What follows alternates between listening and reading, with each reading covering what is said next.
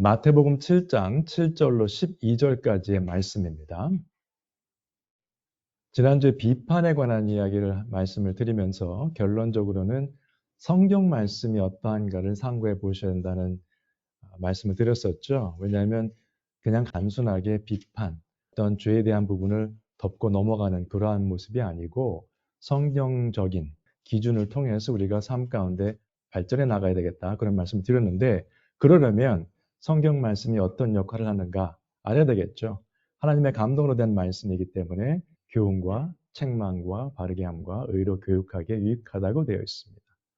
이건 어떤 한 목사나 개인의 이야기가 아니고 성경 말씀에 나오는 이야기이기 때문에 성경은 그렇죠. 모든 성경은 교훈과 책망과 바르게 함과 의로 교육하기에 유익하다.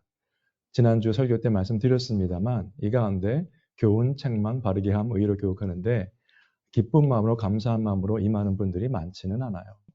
그런 면에서 볼 때 우리의 삶이 좀 마음 가운데 하나님의 말씀을 어떻게 받아들일 것인가에 대한 상고를 통해서 삶이 변화받으시는 그러한 역사가 임하시기를 주님의 이름으로 축원드립니다. 오늘 말씀은 구하라 그리하면 너에게 주실 것이요. 잘 아시는 말씀이 되겠습니다.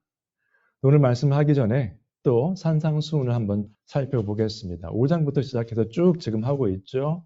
팔복, 세상의 소금과 빛 여러 가지 얘기가 나왔고요. 그 다음에 마태복음 6장에서는 구제, 기도, 금식 여러 가지가 있었습니다. 그 다음에 7장 지난주에 비판하지 말라. 그리고 끝에 가서 거룩한 것을 계획해 주지 말고 너의 진주를 돼지 앞에 던지지 말라. 그런 말씀도 드렸었죠. 영적인 분별력이 필요하다. 그런 말씀을 드렸었죠. 아무에게나 말씀을 거부하는 자들에게 말씀을 계속 선포하는 것은 아무 의미가 없다는 그런 말씀을 드렸었습니다. 그래서 마태복음 5장부터 7장까지를 하나로 보셔야 돼요. 계속해서 또 보고 하게 될 것이고요.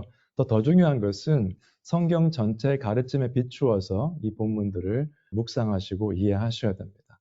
여기만 딱 띄워놓고 하게 되면은 잘못된 해석을 하게 되고 잘못된 해석을 하게 되면 잘못된 적용이 나오겠죠. 그래서 오늘 본문 말씀은 구하라, 찾으라, 두드리라 나옵니다. 근데 보시면은 8절에 구하는 이마다 받을 것이요 라고 되어 있습니다. 요한복음 3장에도 나오는 것처럼 믿는 자마다 구원받는다고 되어 있죠. 구하는 이마다 받을 것이요. 영어 성경에는 everyone who asks. 그러니까 누구든지 구하면 받는다는 뜻입니다. 그래서 어떤 뜻인지 한번 오늘 말씀을 통해서 살펴보도록 하겠습니다. 그러면 어떻게 구해야 되는가? 어떤 마음으로 구해야 되는가를 조금 생각해 볼 필요가 있겠습니다. 야고보서의 말씀인데 함께 읽으시죠. 시작. 오직 믿음으로 구하고 조금도 의심하지 말라. 의심하는 자는 마치 바람에 밀려 요동하는 바닷물결 같으니 이런 사람은 무엇이든지 죽게 얻기를 생각하지 말라. 두 마음을 품어 모든 일에 정함이 없는 자로다. 우리가 구할 때 믿음으로 구하고 조금도 의심하지 말라고 되어 있습니다.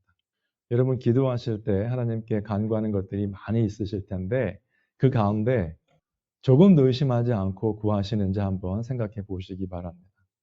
지난번에도 하나님께서 응답 안 하셨는데 또 응답 안 하시면 어떡하지? 이런 걱정과 염려가 있으시다면 조금 오늘 본문을 통해서 배우실 필요가 있겠습니다. 여기 보시면은 믿음으로 구하는 자, 조금도 의심하지 않는 자가 있고 다른 사람들은 어떤 사람들이죠? 의심하는 자. 이런 사람은 무엇이든지 죽게 얻기를 생각하지 말라. 구해도 얻을 수 없다는 거예요. 이런 사람들은 의심하기 때문에. 두 마음을 품는다고 되어 있는데 영어 성경에도 double-minded라고 되어 있습니다. 그런데 원문을 보면 번역이 여러 가지가 가능해요. doubting, 의심하는 마음을 품은 자, hesitating, 주저하는 마음을 품은 자. 하나님 앞에 나오기를 주저하고 하나님께 아뢰기를 주저하는 자들. 그런 자들은 어떤 자들인가? 그냥 혼란스러워요. 이럴 때는 하나님의 자녀같이 생각을 하고 저럴 때는 다 잊어버리고 세상적인 것으로만 생각을 하고 이런 삶을 사는 사람들이 두 마음을 품은 사람들이죠. 위에 보시면 마치 바람에 밀려 요동하는 바다 물결 같은 막 오락가락 하는 거예요. 정함이 없는 자로다. 굳건한 믿음 안에 서 있지 않은 자들이죠. 어떻게 보면 믿음이 없는 자들이 되겠죠. 그래서 존 맥가서는 이 부분을 설명하면서 이렇게 얘기했습니다. 어떤 자들인가 두 마음을 품은 자들은 Although he claims to be a believer, his action reveals he is an unbeliever. 말로는 나는 믿는 사람입니다. 교회에 참석합니다. 하지만은 실제 삶을 보면은 안 믿는 사람입니다라고 하면서 사는 사람들이에요. 여러분, 그 세상적으로 동기부여하는 스피치 하는 사람들도 책을 그런 많이 쓴 사람들이 있죠. 뭐 긍정적인 생각 이런 책들을 쓴 사람들이 많이 있고 데일 카네기 같은 사람도 있고 여러 가지 그 사람들이 있는데 그런 책들도 똑같은 이야기를 합니다. 이 사람이 나를 삶 가운데 care하는 모습이 없으면 무슨 말을 해도 안 들려요. 내가 아무리 말로 내가 크리스천입니다 말을 해도 교회 안에 앉아 있어도 그 삶이 his action reveals he is an unbeliever. 세상에 있는 모든 걱정과 염려를 하고 사소한 결정부터 큰 결정까지 다 세상적인 사람들처럼 하고 세상 사람들이 누리는 거 다 누려야 되고 그들이 받는 베네핏 다 받아야 되고 이런 삶을 살면서 나는 빌리버다 아니라는 거죠. 그러면 존 맥카트가 그렇게 해석을 했습니다. 전적으로 동의하는 말씀이고요. 그러면 어떻게 구해야 되는가? 어떤 마음으로? 너희가 내게 부르짖으며 내게 와서 기도하면 내가 너희들의 기도를 들을 것이요. 저희가 좋아하는 구절이죠. 너희가 온 마음으로 나를 구하면 나를 찾을 것이요. 나를 만나리라. 조금 전에 읽었던 두 마음을 품어 모든 일에 정함이 없는 자와는 비교가 됩니다. 해주실까? 의심하고. 하나님께 기도해야 되나? 이것도 주저주저하는 사람들. 달라요. 이 사람은 어떤 사람인가? 온 마음으로 하나님을 구하는 사람입니다. 꼭 부르짖는다는 표현이 뭐 소리를 내서 부르짖는다는 표현보다도 마음의 간절함을 표현하는 거죠. 부르짖음이 없으면은 온 마음으로 안 하는 게 아니고 온 마음이 있다면 간절함이 나오게 돼 있죠. 묻어 나오게 되어 있죠. 저희가 저희 가정에서 이제 이전에 많이 들었던 R.C. 스프롤 목사님 그분의 기도를 들어보면 굉장히 간단해요. 심플하고 막 그 격정적으로 기도하시는 분은 아니에요. 근데 그분의 기도를 들어보면 굉장히 그 진정성이 묻어 나옵니다. 마음을 울리는 그런 기도예요. 미국 분이라 그런지 모르겠지만 그렇게 막 감정적으로 기도하고 열띤 기도를 하시는 분은 아닙니다. 존 맥카트도 마찬가지고요. 그럼 우리는 이 기도하고 간구하는 것을 누구한테 구하는가 생각해 보셔야 돼요. 마태복음 6장 9절에 보시면 우리 주기도문 시작할 때 하늘에 계신 우리 아버지여로 시작을 하죠. 아버지라고 부릅니다. 하나님을. 5장부터 쭉 보시면은 계속 나와요. 너희 아버지께 너희 아버지가 너희 아버지의 온전하신 것 같이 아버지라는 걸 자꾸 강조하십니다. 예수님께서. 유대 문화에서 아버지란 표현, 하나님은 아버지란 표현을 하는 게 흔치 않은데 지금 이 산상수훈만 보더라도 계속 아버지란 표현이 나오는 거예요. 그다음에 뒤에도 나오죠. 하늘 아버지께서 너희 하늘 아버지께서 아버지께 구한다는 것을 기억하셔야 됩니다. 어디 멀리 계신 분한테 구하는 것이 아니고 잘 모르는 분한테 구하시는 게 아니고 아버지께 구한다는 겁니다. 그러면 무엇을 구하는가? 요한일서에 보시면 이 부분도 굉장히 우리가 즐겨 묵상하고 암송하시는 구절이죠. 우리가 무엇이든지 구하는 바를 들으시는 줄을 안즉 우리가 그에게 구한 그것을 얻은 줄을 또한 아느니라. 무엇이든지 구하는 바를 들으시는 줄을 안즉. 너무 좋은 거죠. 무엇인지 구하면 하나님께서 들으신다. 그래서 얻은 줄을 또한 안다. 이렇게 말씀하고 있는데 15절의 말씀이고 14절 앞에는 뭐라고 나왔을까요? 그를 향하여 우리가 가진 바 담대함이 이것이니 그의 뜻대로 무엇을 구하면 들으심이라. 하나님의 뜻대로 구하면 무엇이든지 구하는 바를 들으신다는 거죠. 그럼 하나님의 뜻대로 구하려면 어떻게 될까요? 말씀을 아셨는 말씀을. 말씀에 뭐라고 나와 있나? 제가 며칠 전에도 저희 가족들하고 대화를 했습니다만 하나님을 믿는다는 사람들이 너무 많잖아요, 사실은.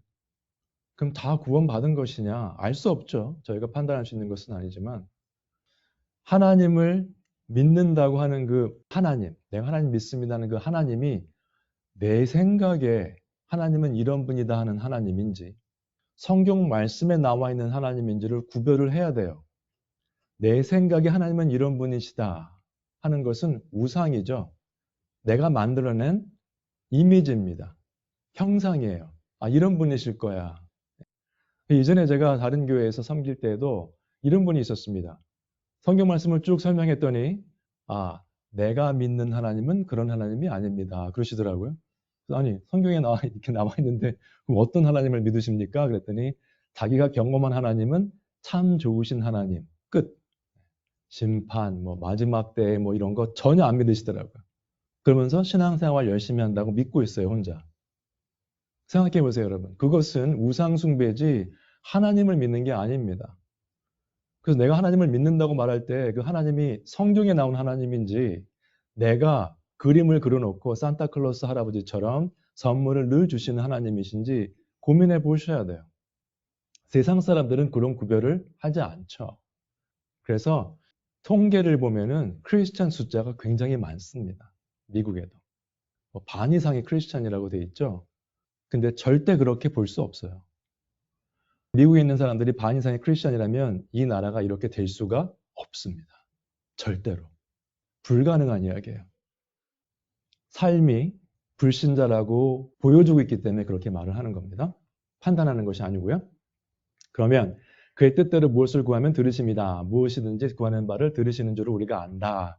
말씀하셨는데 저희가 지지난주에 했던 부분이죠. 그 밑에 있는 박스 같이 한번 읽으실까요? 시작. 그런즉 너희는 먼저 그의 나라와 그의 의를 구하라. 그리하면 이 모든 것을 너희에게 더하시리라. 먹고 사는 문제는 열심히 일을 해야 되지만 그것을 먼저 구하지 말고 우선순위의 문제라고 말씀을 드렸죠. 먼저 구할 것은 그의 나라와 그의 의라는 겁니다. 우리가 기도할 때에 하나님의 나라와 하나님의 의를 먼저 구하는지 한번 생각해 보셔야 돼요. 그러려면 말씀을 통해서 하나님의 뜻을 자꾸 알아가셔야 되죠. 그래야 기도하실 때에 하나님에 대한 부분의 비중이 점점 더 커집니다. 하나님에 대해서, 하나님의 나라에 대해서, 하나님의 나라와 하나님의 의에 대해서 기도할 내용이 전혀 없으면 내 얘기만 하게 돼 있어요. 계속 일용할 양식에 관한 부분만 하게 되어 있습니다. 그러니 우리의 신앙이 자랄 수가 없겠죠. 그러면 이 말씀은 누구에게 주신 말씀인가 한번 보실 필요가 있겠습니다. 잠언 28장의 말씀인데 한번 읽으시죠. 같이 시작. 사람이 귀를 돌려 율법을 듣지 아니하면 그의 기도도 가증하니라. 율법을 듣지 아니하면 그의 기도도 가증하니라. 아무나 기도하는 것이 아닙니다. 세상 모든 종교의 기도는 있습니다. 믿지 않는 사람도 기도는 합니다. 그런데 하나님의 말씀을 듣지 아니하면 그의 기도도 가증하니라. 기도뿐이겠습니까? 예배에 참석하는 것, 예물을 올려드리는 것, 율법을 듣지 않으면 뭐라고 되어 있습니까? 사람이 귀를 돌려 계속해서 자기 생각만 하고 세상적인 생각만 하고 세상에서 가르치는 철학과 속임수만 듣고 있다가 교회에 와서 기도한다. 하나님의 말씀을 듣지 아니하고 기도하는 것은 가증한 것이다. 굉장히 강한 표현입니다. 하나님 앞에서 가증한 행위를 하는 거예요.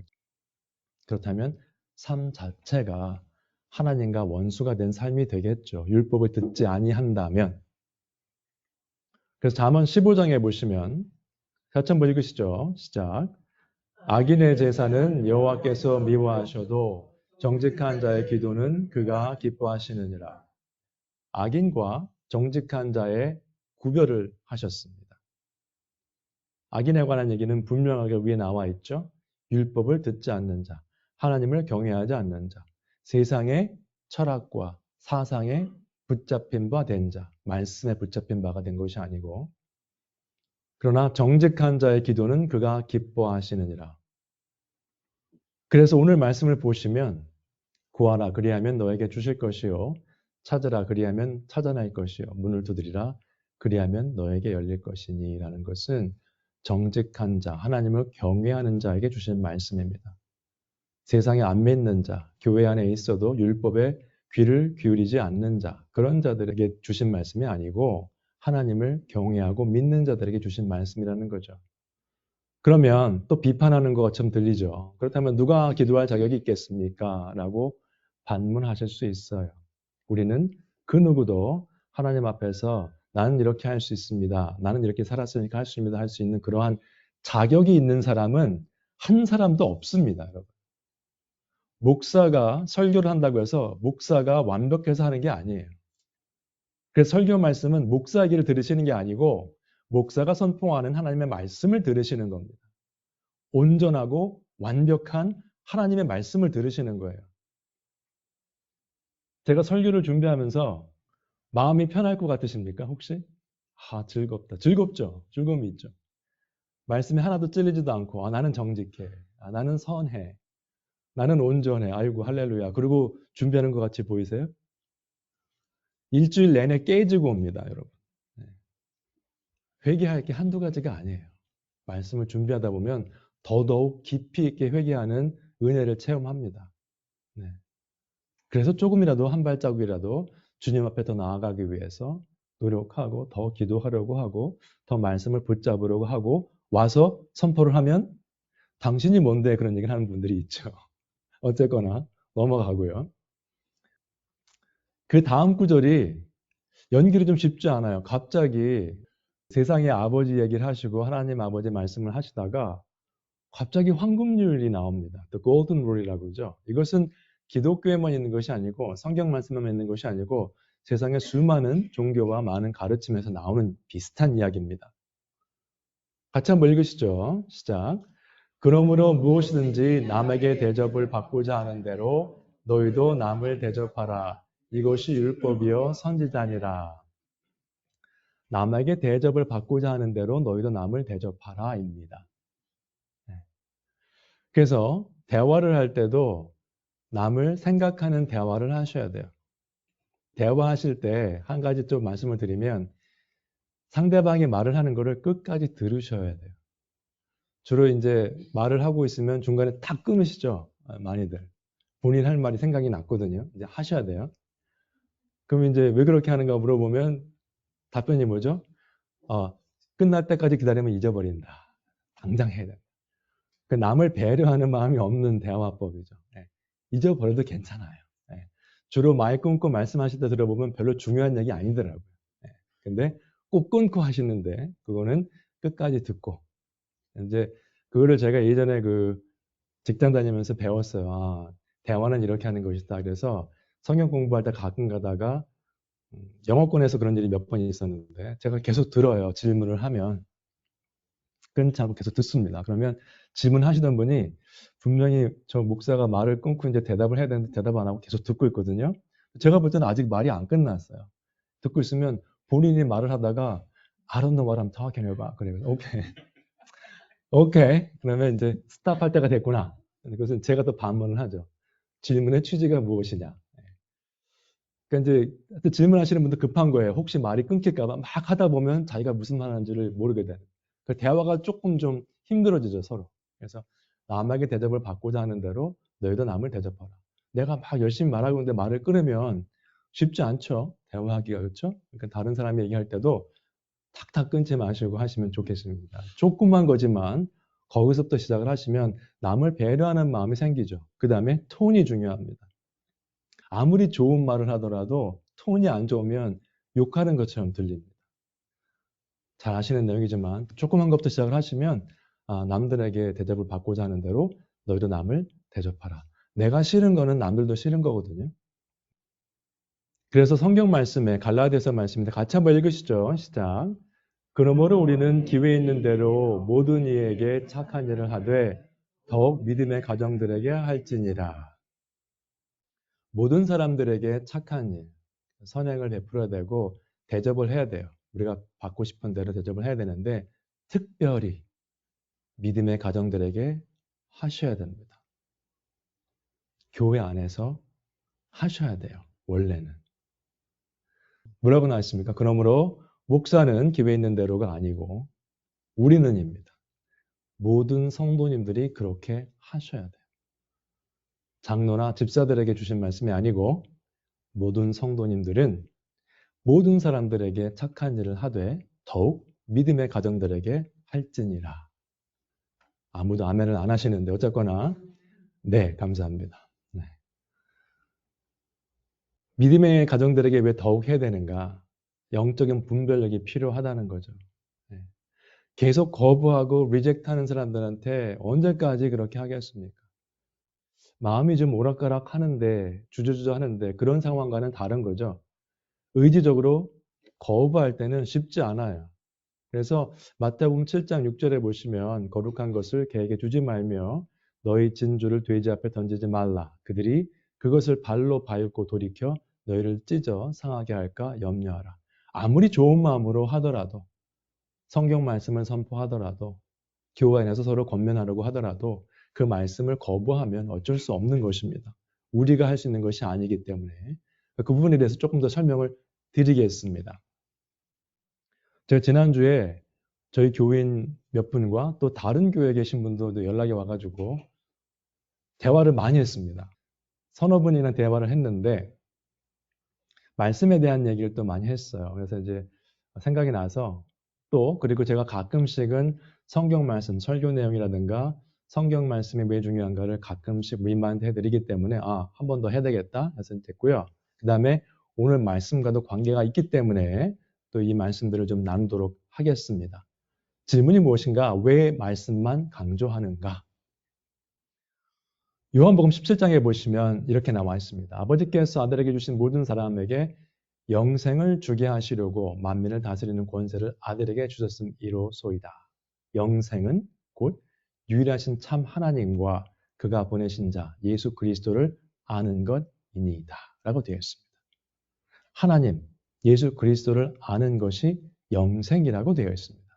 예수 그리스도의 기도입니다. 예수님께서 기도하신 본문이에요.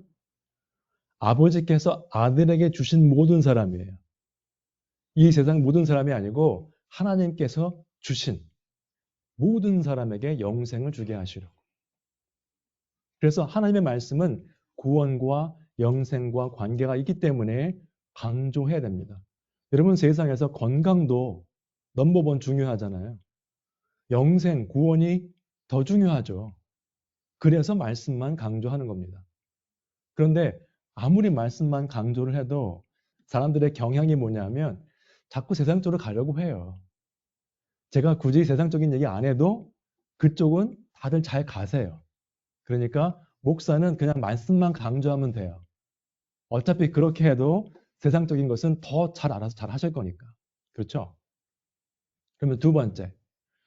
누가복음에 보시면은 이 말씀이 나와 있습니다. 이에 그들의 마음을 열어 성경을 깨닫게 하시고 예수님께서 제자들의 마음을 열어 성경을 깨닫게 하셨어요. 예수님도. 그럼 목회자가 뭘 하겠습니까? 성경을 깨닫게 도와드려야죠. 성도 여러분들을. 또 이르시되 이같이 그리스도가 고난을 받고 제3일에 죽은 자 가운데서 살아날 것과 또 그의 이름으로 죄사함을 받게 하는 회개가 예루살렘에서 시작하여 모든 족속에게 전파될 것이 기록되었으니 목회자, 선교사 포함 죄사함을 받는 회개가 일어나는 말씀을 모든 족속에게 전파해야 됩니다. 그러면 죄사함을 받게 하는 회개입니다. 내가 진정으로 그리스도 앞에 나와서 회개를 했다면 죄사함을 받으셨어요. 아직도 옛날 죄 때문에 고통받고 힘들어한다. 아직 진정한 회개를 못 하신 거예요. 지금 보세요. 그의 이름으로 죄사함을 받는 회개가 예수 그리스도를 믿습니다. 나 회개했습니다. 진정으로 회개했다면 죄사함을 받으셨습니다. 이것은 목사, 장로, 교회에서 해주는 게 아니에요. 말씀을 들으시고 보시고 그리스도 앞에서 회개하셨으면 죄사함 받는 회개입니다. 말씀의 능력이죠. 말씀의 능력이 있기 때문에 우리가 말씀을 강조하게 되어 있습니다. 그 다음에 시편 잘 아시는 말씀이죠. 쭉 같이 한번 읽어볼까요? 시작. 복 있는 사람은 악인들의 꾀를 따르지 아니하며 죄인들의 길에 서지 아니하며 오만한 자들의 자리에 앉지 아니하고 오직 여호와의 율법을 즐거워하여 그의 율법을 주야로 묵상하는도다. 그는 시냇가에 심은 나무가 철을 따라 열매를 맺으며 그 잎사귀가 마르지 아니함 같으니 그가 하는 모든 일이 다 형통하리로다. 1절에 보시면 복 있는 사람은 마태복음 5장에 복 있는 자는 같은 표현이죠. blessed are. 여기에 blessed are 하고 blessed is the man 하고 그러니까 시편에 나오는 것은 히브리어고 마태복음 5장에 나오는 것은 헬라어입니다만 둘 다 단어의 의미상 happiness라는 뜻이 있어요. happy. 행복한 사람은 이란 뜻으로 보실 수 있어요. 직역하면. 어떤 사람들인가? 악인들의 꾀를 따르지 아니하며 죄인들의 길에 서지 아니하며 오만한 자들의 자리에 앉지 아니하고 세상 사람들과 좀 구별된 사람이란 뜻이에요. 어떤 면에서요? 여호와의 율법을 즐거워하며 주야로 묵상하는 도다. 그러면 약속이 뭡니까? 그가 하는 모든 일이 다 형통하리로다. 여러분, 하나님의 말씀 믿으십니까? 그런데 복과 형통을 약속하셨는데 말씀 묵상을 왜 안 하십니까? 믿으신다고 하셨죠? 말씀 묵상을 정기적으로 하고 계십니까? 하고 계시면 할렐루야. 안 하시는 이유가 뭐예요? 믿지 않아서 그렇습니다. 복을 준다고 하는데 왜 안 하십니까? 안 믿으시는 거예요. 여러분 주위에서 이거 건강에 좋습니다. 먹어보세요 하면 반드시 먹습니다. 그거. 믿음이 가거든요. 이거 먹으면 뭐가 나아진다. 뭐 당 치수가 내려간다. 이러면 당장 드세요. 그거. 꾸준히 드십니다. 꾸준히. 효과가 안 보여도 계속 드세요. 믿음으로. 그런데 하나님의 말씀은 정확하게 약속하셨는데 묵상을 안 하셔요. 세상에서 좋다는 것만큼도 안 믿으시는 거예요. 그래서 안 하시는 거예요. 생각해 보세요. 왜 내가 말씀 묵상을 안 하고 말씀과 멀어져 있고 여호와의 율법을 즐거워하지 않는가? 하나님 앞에 나오셔야 돼요. 은혜를 구하셔야 됩니다. 로마서의 말씀 보시면 육신대로 살면 죽을 것이고 영으로 살면 산다고 되어 있죠. 영으로 인도함을 받는 그들은 뭐예요? 곧 하나님의 아들이 된다고 했습니다. 질문을 하나 하겠습니다. 여러분 조금 전에 저희가 대화에 관한 이야기도 말씀드렸습니다만 보통 가정에서 또 친구들과 대화하고 교제하시는데 뭐 커피도 드시고 뭐 식사도 같이 하시고 만나셔서 많이 활동도 하시고 하시는데 그러면 그렇게 하시는 주된 목적이 무엇입니까? 예를 들어서 식구들과 친구들과 모여서 오래간만에 뭐 커피를 한잔 한다. 다과를 이렇게 하는데 커피와 그 디저트가 주된 목적입니까? 커피만 마시려고 식구들을 모이게 했다. 그거는 주된 목적이 될 수가 없죠. 주된 목적은 무엇입니까? 관계를 쌓는 거잖아요. 관계를. 친구들과 더 친해지죠. 자주 만나면, 교제하면. 식구들과도 대화를 많이 하면 더 마음을 터놓고 대화할 수 있습니다. 부모 자녀 간에도. 그렇죠. 아멘. 그러면 하나님의 말씀을 자꾸 묵상하셔야 되는 이유가 하나님과의 교제권이 갈수록 든든해지기 때문에 그렇습니다. 이 말씀을 외우고 많이 아는 것 자체가 목적이 아니고요.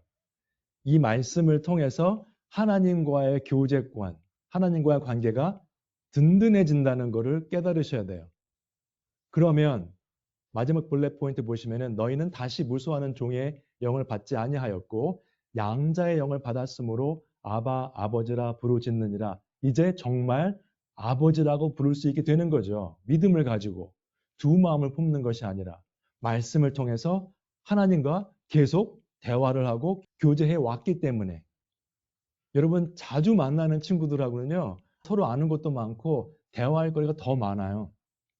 근데 오래간만에 만나면 별로 할 말이 없습니다. 어떻게 지냈어? 이러다가 뭐 몇 마디 하다 보면 별로 할 말이 없어요. 어색하죠. 말씀 묵상, 말씀을 자꾸 강론하는 주 목적은 무엇인가? 하나님의 자녀라는 거, 하나님께서 우리 아버지 되신다는 것을 그 관계를 자꾸 확인시켜서 우리의 기도 가운데 믿음을 가지고 나아갈 수 있도록 하기 위함이다. 기억하시기 바랍니다. 결론이 두 장인데요. 이사야서에 보시면 이렇게 나와 있습니다. 첫 번째는 주의 이름을 부르는 자가 없으며 우리가 믿기 전에 이랬다는 거죠. 스스로 분발하여 주를 붙잡는 자가 없사오니 우리는 한 번도 하나님을 먼저 찾은 적이 없습니다. 믿기 전에는. 이는 주께서 우리에게 얼굴을 숨기시며 우리의 죄악으로 말미암아 우리가 소멸되게 하셨음이니이다.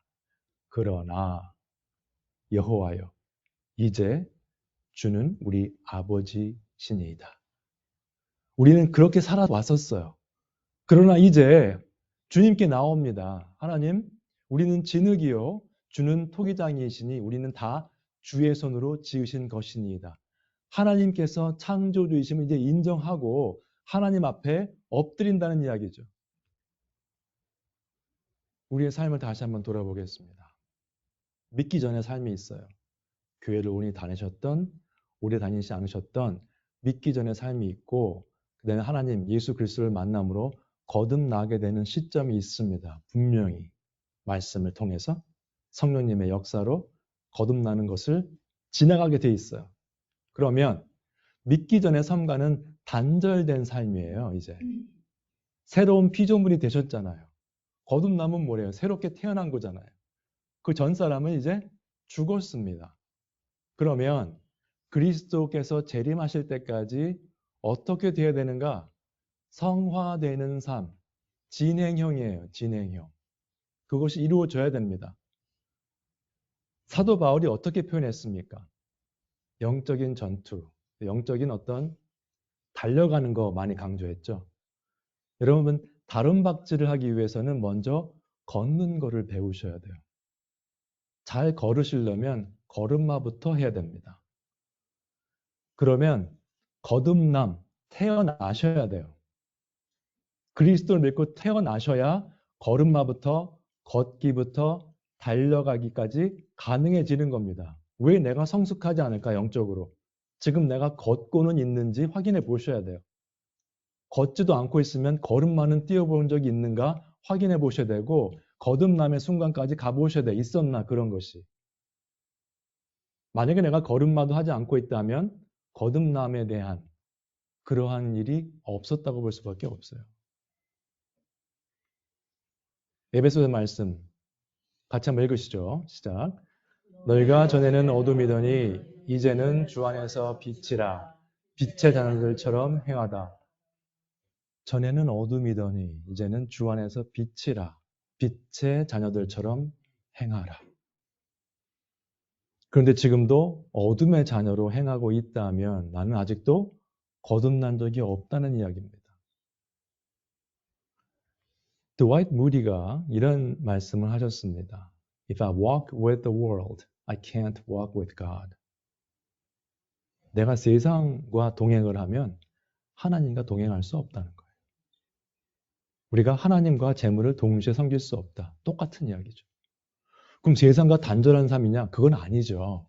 그러나 세상과 동행을 하고 있으면 언제 하나님과 같이 동행하겠습니까? 그래서 오늘 우리가 질문해야 될 것은 내가 지금 믿기 전의 삶과 거듭난 후의 삶에 분명한 구별이 있는가? 그리고 죄를 깨끗게 하시는, 용서하시는 회개의 영을 받았는가? 그래서 이제 주 안에서 빛의 자녀로 살고 있는가입니다. 그래서 그 질문들을 상고해 보시고 성경 말씀에 근거하셔서 내가 앞으로 그리스도 재림하시는 그날까지 성화되어야 되겠다, 그런 각오를 다지셔서 정말 삶이 변화되시고 하나님께서 약속하시는 형통한 삶, 복 있는 자들, 해피한 사람들의 삶, 그리고 말씀을 사랑하시고 그 말씀을 묵상하시는 삶을 다 사시는 우리 모두가 되시기를 주님의 이름으로 축원 드립니다.